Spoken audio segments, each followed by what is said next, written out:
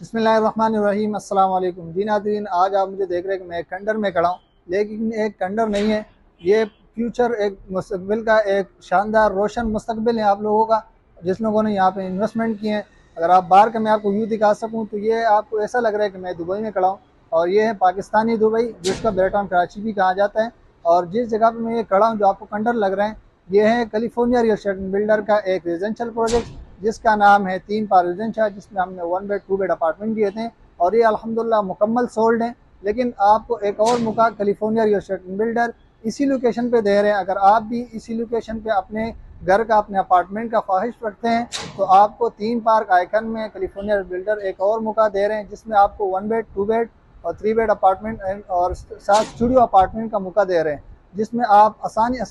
اقساط پہ ایزیلی طریقے سے آپ اس میں بکنگ کر سکتے ہیں۔ 25% ڈاؤن پیمنٹ کے ساتھ بقایا